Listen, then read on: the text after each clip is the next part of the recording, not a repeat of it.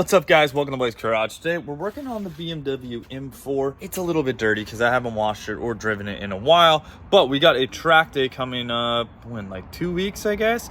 And I got a couple mods from Keys Motorsport, so huge shout out to Brian from Keys Motorsport. We got quite a few Turner Motorsport arms, and these are actually SPL arms. Here are our rear end links right here. Here's our upper control arms for the rear as well, and I think these are the rear camber arms, I'm pretty sure. Now I also have the differential mount, which I don't know if I'll be doing that right now, but that is something I need to do. And then the main thing are these front control arms right here. We have these front tie rod ends as well, so you can see these are all spherical heims, all very nicely made. These are actually made by SPL. They're just co-branded by Turner. Really, these are SPL arms, like you would see. We got all this hardware over here as well, and then I went ahead because I have the older hardware. So this is the old style hardware that they've basically redone. People were having issues with this bolt basically snapping, and that's not something you want to have. Now they've kind of redone the design with a nice stud. So this stud is reusable and all that, and this is a lot stronger of a design. And you can see none of the heim joints are going to be riding on an actual threaded piece, which is really good. So that torsional load, I think right down here, was making that bolt snap, and I've actually seen that on quite a few cars. Not really necessarily with SPL stuff, but even like I saw my friend's Tesla broke a lower ball joint. And it's a pretty scary thing you don't want to have happen on track. And this is basically your ball joint, but you know, now we're all spherical heim joints, so it's pretty cool. But these arms are all fully adjustable and everything like that. What we're gonna end up doing is just going with the stock length on everything. I'll go ahead and get it aligned, but we're just kind of try to line all this stuff up, get it to the very stock length, and try to get it basically driving straight. Now the M4 is on MCS 2A non-remotes. You can see right here we got them gyro disc brakes up front, looking good. In the back I do have those 034 rotors, and then I'm actually running some Pirelli WH rain slicks, so we're gonna see how that goes. I'm actually gonna try these because they have like lots of tread, and they are a hard compound, but I'm kind of curious as to what this thing will do with the track with that. And I got these things for like really like 150 bucks or something. It's really cheap at Button Willow, so you know, we'll see how it works out. If it's crap, whatever, but that's cute.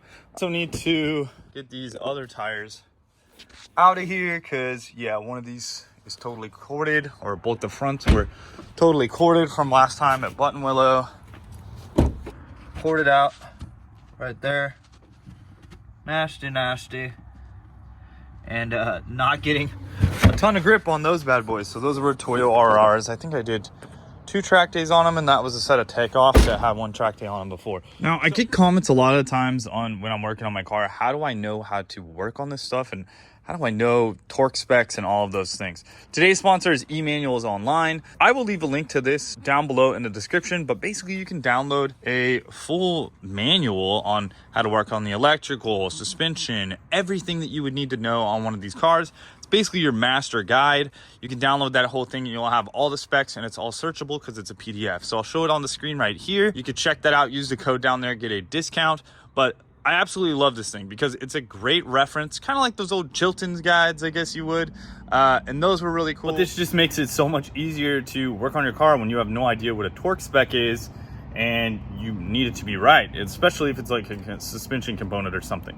But today with the SPL stuff, we'll be using those specs out of the SPL guide, but you guys get the idea. Electrical wiring and troubleshooting and all that, super cool to go through this because it's going to tell you all the values that you should meter out, pin outs, all that type of stuff. So emanualonline.com, peep it, link in the description. All right, so let's get this car jacked up. We'll get it jacked up at the pad right here, get the wheel busted off, and start busting off these suspension components. Bust these loose. This is my old heavy duty. Let's try it with the 17 1/2 inch, which load number 3. Very fast too, sounds different. Now I'm gonna go ahead and put on the new Forge battery 6.0. See if this is any faster, hits harder, I can tell. Now we'll give this one a chance with the forge on the last nut. Just kind of see how this does. Little, like, I think it triple tapped where the other one's double tapped, from what I could kind of tell on this guy. So anyways, I'm going to be basically using this one for all my suspension install stuff and everything, because the high torque's nice for when you're busting out those real heavy duty bolts and whatnot. All right, so the first thing we're going to mess with is the headlight sensor level. This guy right here, pull that off. It's just a 10 mil on the top and bottom, but that breaks really easily. And then it looks like we're gonna go ahead and like remove this whole under tray piece, because we got to get access to this bolt right here for that lower control arm. The actual tie rod right here seems pretty straightforward and shouldn't be too much of an issue, but we will mark that basically how long it was currently. So in the instructions on the tie rod, they basically tell you to mark the threads. To me, that doesn't make a ton of sense, besides the fact of just kind of getting it realigned for centering the rack. That's kind of what you're mostly looking at here, because if you look here, the overall length of this is quite a bit different when it has a jam nut on it, so that's not going to be like anywhere close for an alignment, but that's okay. So what we'll go ahead and do is we'll just bust this nut loose. We'll put the appropriate torques in here, bust this tie rod off. Now, I already do have a spherical ball ends in this tension rod piece right here, so I don't think I have a replacement for that as far as I know, so that'll just be staying stock. But yeah, overall, some cool parts for the front end here. Got that 21 mil hit in. Let's see if we can't bust this loose.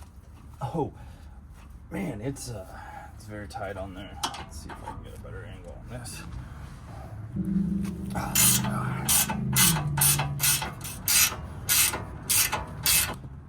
We shouldn't be doing any of the removal or install with an impact.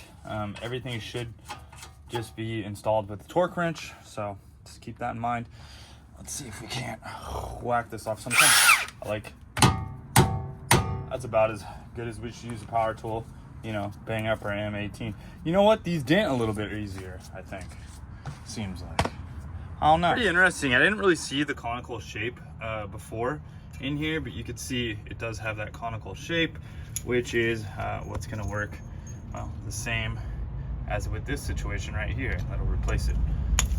So I had to actually go to the hardware store because for whatever reason mine got lost somewhere, but I was able to find a jam nut. This is a M14 by 1.5. It does say on the instructions, it's really nice, and it's good to know that you can actually get this hardware at a hardware store, which is great. We're gonna go ahead and thread this on. Make sure it's not binding hard or whatever. We'll kind of get that threaded in about yay much. And honestly, come to think about it, this is gonna be a bit towed in, because these look to be a bit shorter. I guess I didn't measure this, but check this out.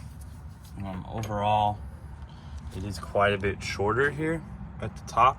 So if I go all the way up to that jam nut, it'll be towed in quite a bit, but the center should be decent. So I'll end up putting toe plates on the car real quick and just readjusting this. So I think I'll just kind of put them to where they sort of were, or I think they were. And we're actually gonna, I'll just pretend to measure them to the same, approximately the same length that they were on before, which honestly would be about there, to tell you the truth. That looks pretty decent right there. And now we can go ahead and put on the bolt here. So like I was talking about, you can kind of see how it's conical in here. It's got this cone shape, which is pretty neat. I am gonna go ahead and put the bump steer correction. I'll go ahead and put the single guy on top. So kind of like that.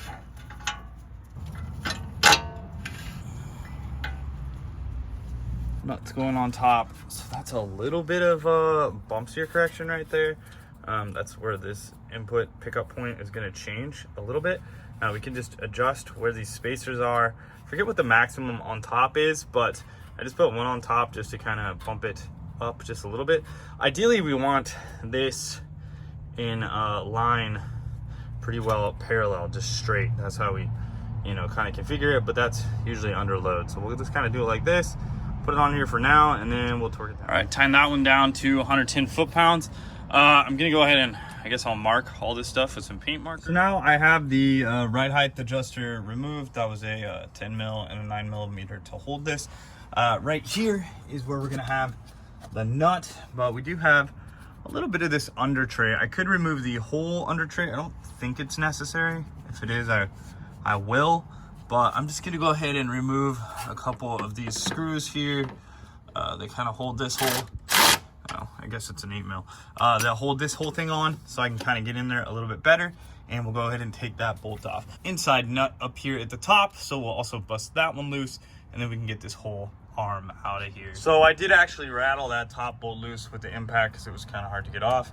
But now I got my T45 back in here. I got my 21, and we can go ahead and take that one off by hand. Then we just got the inner two nuts and bolts right here. So we should have a little bit less deflection in this particular situation right here, and in this ball joint now with the spherical, which will be very nice. And this new little control arm is nice and rigid as well. But these parts are still all good, so that's cool. I'm gonna save. All right, so it's 18 mil on both sides. Start busting these loose, and we can get this arm out. So looking at the little sensor here, we're just gonna keep it in its particular tapped place, which is right there, kind of in the subframe. So when we put that bolt back in, we're just gonna keep that in mind. Pulling this bolt out, hopefully we can just get these plastics to the side. I don't know, I might have to remove this piece of plastic as well. So put the bolt out of here. It's almost into the rack. Control arm comes right out after you get out that bolt, so pretty straightforward. On the lower control arm, you'll notice that on this spherical bearing right here, we kind of have two different setups. We got this little guy with what looks to be a little bit of rubber. I guess that's just to keep a little bit of garbage out of there. And then we have a tapered bushing in the front. So that actually just goes right like this. You can see the Turner arm is there, and the adjustable headlight point is here. Some of the newer arms might be slightly different with their adjustment, but that is going to go right like this. Down in here, we might need a pry bar. We'll see to get this open. Hopefully it's tight. Hopefully it's good as far as it goes. Oh yeah, we're good there. And I actually had a brand new bolt. Not necessary, but a brand new bolt is about $8 from BMW. So we'll go ahead and put that on. Now the bolt went on this way before. Kind of seems like it would be easier this direction, but I don't know. I'll put it back on the same way. This is SPL's new style of stud. Basically, it doesn't allow anything to ride on the threads at all, which before was a possible failure point due to just, I don't know, extra stresses and whatnot. But right now, this little conical piece is basically just going to go right into that area. We'll bust off the nut here. It's got a nylock on the front, or on the top of it, I should say. There is a 12 millimeter on the stud, so we're gonna put a 12 millimeter wrench on here and a 24 millimeter wrench on this part, and then we can start torquing this down. Also, we want to get this little washer out of there, but this is literally going to get torqued down to 180 foot-pounds, and then we're going to mark it so we know if it's getting loose or anything like that. But yeah, then everything else just kind of slides on from the bottom. So pretty cool design and a nice update to their old style. So pretty much like this, and then we're going to torque this down to 180 foot-pounds. I got this about as tight as I could get it with the 24. Now we'll throw a torque wrench on here because I don't think I got this to 180 or whatever yet. Not at all. 180 foot-pounds. Right there. Now what's cool about this is this basically just stays in here, and we can change any of our spacers. I don't have any spacers in right now. We'll throw them in a second, but we're gonna fizz torque this real quick. A little bit of a mark on here, make sure that's all good. I'm actually gonna put some on the stud up here too to make sure that stud doesn't twist. This is what I did here. This is the maximum roll center correction. I don't know if I should be doing that, but hey, why not? Why not make it the maximum? I don't know. We'll do that. And now I got to torque this one down on the bottom to 180 foot-pounds as well, gradually. Do not use an impact on any of this stuff because you will stretch that stud and it could break. So the inside right here, we just do 274 foot-pounds. So this is good to go now. I buttoned all this up and, well, headed to the track after an alignment. So let's go see what this thing can do. And by the way, it didn't go as planned. Yeah, we'll see here. So I'm legitimately just trying to get ready for a track day, and it seems like the crank hub spun, honestly. Car's running. It just has an intake and exhaust camshaft out of position slightly. It's just very slightly out. This car's still running fine. It's really annoying because, yeah, this is the second time this has happened. You got to get a crank hub on here. This is just so stupid.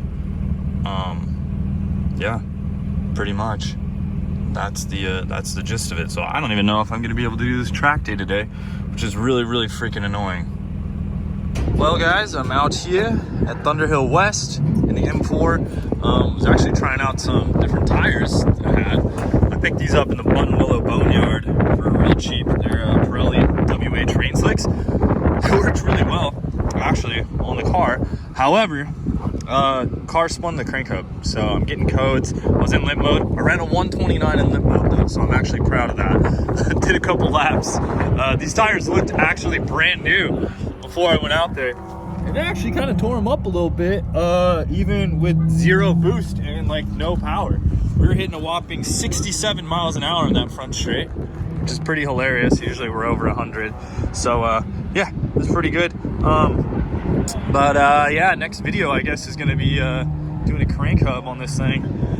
This is actually the second time I've spun the crank hub on the car. When I had 9,000 miles on the car, it spun a crank hub, and it was tuned on E85. Right now it's tuned with, it's just a stage 1 tune, but it spun the crank hub again. So yeah, I was kind of surprised. Literally did nothing, just driving it, and it did it. So yep, limp mode it is.